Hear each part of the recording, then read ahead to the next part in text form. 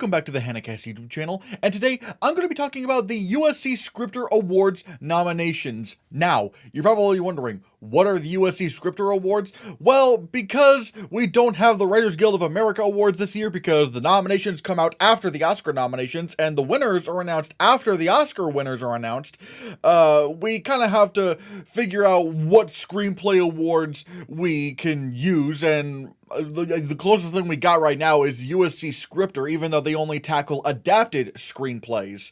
Now, what are the nominees for the USC Scripter Awards in film? Well, they are American Fiction, Killers of the Flower Moon, Oppenheimer, Origin, and Poor Things. This is kind of surprising that Origin is actually showing up here, because one would think either God's Me Margaret, maybe, or, you know, All of Us Strangers, or if that would even qualify, or Spider-Man Across the Spider-Verse, but no, Origin. Now, do I think this is happening at the Oscars? No, because Barbie has moved to adapted screenplay, whereas everywhere else is putting Barbie in original. So, like, that screenplay race is so tightly packed, I would be shocked if something came in at this point. But what does this really say about Origin? The fact that in an awards race where it didn't have to compete with Barbie for that 5th slot, like, it could just get in there, getting in over movies like Are You There, God's Me, Margaret, and Spider-Man Across the Spider-Verse.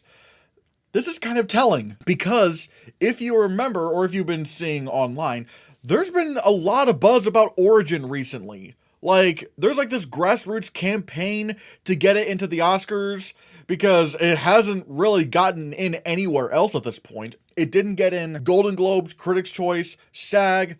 No, I don't think it was BAFTA longlisted for anything. So this would have to be like a Andrea Riseborough kind of shock. Maybe less of a shock now that Andrea Riseborough has happened, and admittedly, people know about Origin. Like, you know, it's not like To Leslie, where I didn't even know that movie even existed. So what do we do? What do we do about Origin?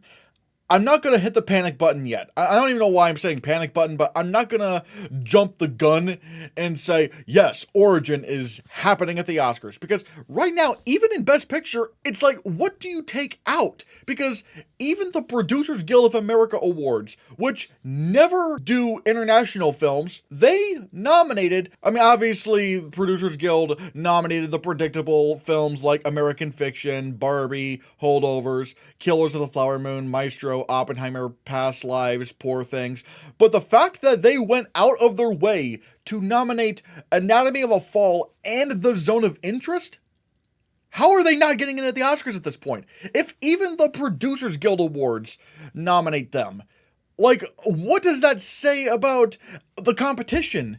Because Color Purple I thought was maybe number 11, but again, it's like the only thing I got was Critics' Choice, and just showed up nowhere else. And so the fact that the Producers Guild actually went for international films this year that are probably not going to win Best Picture is a really telling sign that this race is probably done.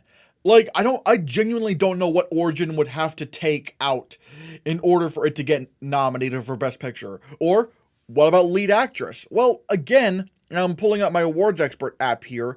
I don't know who you take out, because obviously the two locks are Lily Gladstone and Emma Stone, and at this point I would consider Greta Lee safe in Best Picture, because she got Golden Globe and Critics' Choice. I already think that's all she needs, even though I think she may still get the BAFTA nomination. And the movie is still clearly in Best Picture, so it's not like she's vulnerable. I mean, honestly, even the other two I have in this category, Sandra Hüller for Anatomy of a Fall and Carey Mulligan for Maestro, even they are in Best Picture nominees. And even below that, like at number 6, I have Margot Robbie in Barbie. So it's like, what would Ellis-Taylor have to do to actually get into lead actress? I just don't know. It's just such a really tough race. It's not like last year where we were like scrambling. I mean, let's face it, some of those lead actress contenders were not in Best Picture contenders, like The Woman King or Blonde or Till or especially To Leslie. So yeah, there were a few lead actress contenders that were not in Best Picture contenders, but you could argue that allowed Andrea Riseborough to sort of slide in. But I don't know how Ingenue Ellis-Taylor could do that, because all these films are already seeming to be pretty good locks for Best Picture.